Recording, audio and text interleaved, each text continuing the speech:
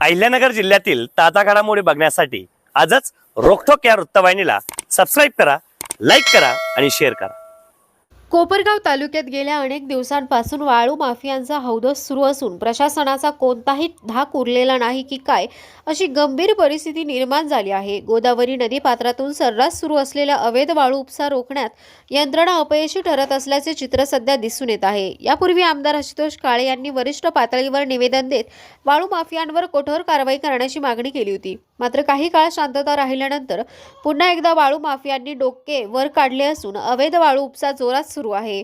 विशेष म्हणजे वाळू माफियांना नेमकं कोणाचं अभय आहे असा प्रश्न आता उघडपणे उपस्थित केला जात आहे। वाळू माफिया आणि तहसील प्रशासन यांच्यात साटेलोट आहे की काय अशी शंका नागरिक व्यक्त करत आहेत। दरम्यान वाळू माफियांची मुजोरी इतकी वाढली आहे की काही दिवसांपूर्वी नायब तहसीलदार यांच्यावर थेट हल्ला करण्यात आला होता। या घटनेनंतरही वाळू माफियांवर कोणतीही ठोस कारवाई होत नसल्याचे आश्चर्य व्यक्त केले जात आहे। त्यानंतर काल दिनांक 23 जानेवारी रोजी रात्री 1 वाजेच्या सुमारास तहसीलचे पथक माहेगाव देशमुख परिसरात गस्त घालत असताना अवैध वाळू उपसा सुरू असल्याचे निदर्शनास आले। यावेळी पथकातील कर्मचारी व वाहन चालक मोबाईलवर चित्रीकरण करत असताना काही वाळू माफियांनी त्यांना अडवून धक्काबुक्की शिवीगाळ केली, तसेच मोबाईल हिसकावून घेतल्याची धक्कादायक घटना घडली। या प्रकरणी कोपरगाव तालुका पोलीस ठाण्यात गुन्हा दाखल करण्याची प्रक्रिया सुरू असून याबाबत नायब तहसीलदार प्रफुल्लिता सातपुते यांनी अधिक माहिती दिली आहे। काल रात्रीच्या सुमारास आपल्या पथकाचे जे चालक आहेत त्यांच्यावरती वाळू माफियांकडून धक्काबुक्की करत त्यांचा मोबाईल हिसकून घेतल्याची घटना घडली आहे। काय सांगाल याबाबत? हो, याबाबत आम्हाला सकाळी रिपोर्ट प्राप्त झाला आहे। पहाटे सुमारे 3 ते 4च्या दरम्यान, आज पहाटे 3 ते 4च्या दरम्यान आमचं जे अवैध गौण खनिजास प्रतिबंध आणि उत्खननास व वाहतुकीस प्रतिबंध करणारं जे पथक होतं त्या पथकावर काही वाळू तस्करांनी हल्ला केला आणि त्यात आमचे जे वाहन चालक होते त्यांचा मोबाईल त्यांनी हिसकावून घेतला। ते वाहन चालक त्यामधून शूटिंग करत होते। तसं करत असताना त्यांनी ते पुरावे नष्ट करण्याचा प्रयत्न केला आणि वाहन चालकाने पथकास धमकी दिली।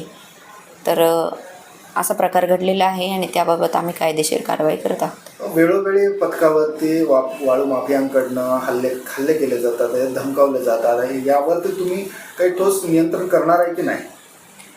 आता कोपरगाव तालुक्यामध्ये अंदाजे 30 ते 35 किलोमीटर गोदावरीचं पात्र आहे आणि त्याच्या दोन्ही किनाऱ्यावरून सातत्याने वाळूचं उत्खनन होत असतं। त्याकरता आम्ही 24/7 24 तासाची आणि सतत चालणारी पथकं नियुक्त केलेली आहेत। पथकांमध्ये कारण ऑफिसचंही काम व्हायला पाहिजे आणि आपले हे प्रतिबंधही व्हायला पाहिजे वाहतुकीस, तर पथकांमध्ये आम्ही 2 कर्मचारी, 1 कोतवाल आणि 1 वाहन चालक एवढं पथक आमचं आहे। ते पथक कंटिन्युअस गोदावरी पात्राच्या आजूबाजूला फिरत असतं जेणेकरून प्रतिबंध होईल। त्याच्याबरोबर इतरही जी काही अवैध गौण खनिज आहे त्याचाही प्रतिबंध करण्यासाठी हे पथक सतत कार्यरत असतं। याच्या पलीकडे जाऊनही आम्ही हे वाळू गट आयडेंटिफाय केलेले आहेत ज्याच्यामध्ये वाळू निघू शकते अशा ठिकाणचे गट आयडेंटिफाय करून त्याला मान्यता मिळून तिथे लिलाव सुरू करावे या दृष्टीने आम्ही ते सुद्धा प्रक्रिया केलेली आहे। पण हे सगळं असतानासुद्धा अवैध उत्खनन चालू असताना आम्हाला मनुष्यबळाची कमतरता भासते, त्यामुळे आम्हाला पूर्णपणे कार्यवाही करता येत नाही।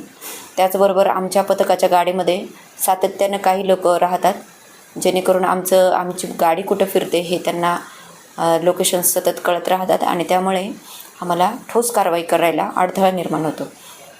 आमदार साहेबांनी देखील विचारणा केली होती की रोज कमीत कमी 500 वाळू गाड्या इथून चालतात, त्याच्यावरती कुठल्याही प्रकारची कारवाई केली जात नाही आहे। काय सांगाल यावर? गाड्यांच्या बाबतीत नाही सांगता येणार संख्या किती, उत्खनन जे काही होत आहे तर त्याकरिता आम्ही जे पथक लावलेलं आहे तर त्या पथकामागे कंटिन्युअसली काही लोक असतात जे त्यांचं लोकेशन देत असतात। पथकाची गाडी जिथून जाते त्या ठिकाणी मात्र उत्खनन होत नाही किंवा तिथं गाडी दिसत नाही आणि मात्र इतर ठिकाणी ते चालू राहतं आणि त्यामुळे पथकाला पोहोचेपर्यंत तिथं कोणी थांबत नाही किंवा तिथले सगळे हे करून दिलेले जाते।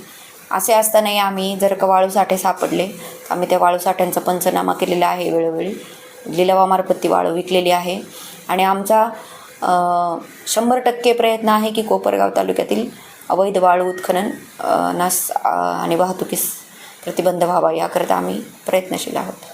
वाळू माफिया आता थेट शासकीय कर्मचाऱ्यांवर हल्ले करत असल्याने याच्यावर नेमका अंकुश कोण घालणार?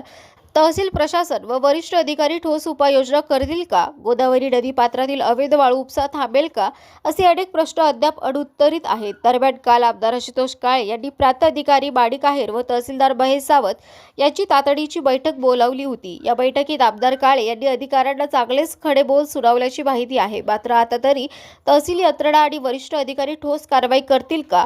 कोपरगाव तालुक्यातील वाळू माफिया संपणार का? याकडे सर्वसामान्य नागरिकांचे लक्ष लागले आहे. वाळू तर आहेच, माती चालू आहे, मुरुम चालू आहे. कुठून रोज 500 डंपर मुरुम चालू आहे. रोज गौण खनिजचा उपसा भरमसाठ चालू आहे. त्याच्यामुळे किती रस्ते करा टिकू शकत नाही. आणि याच्यामुळे सगळी कायदा सुव्यवस्था बिघडली. दोनच विषय, एक तर महसूल आणि तुमचं पोलीस स्टेशन. सगळं तुमच्यामुळेच होतं. तुमच्याकडनं कारवाई कमी हो राहिली, नावं कळायला सुद्धा. जोपर्यंत त्यांच्यावर वारंवार कारवाई करत नाही तोपर्यंत हे बदलच होणार.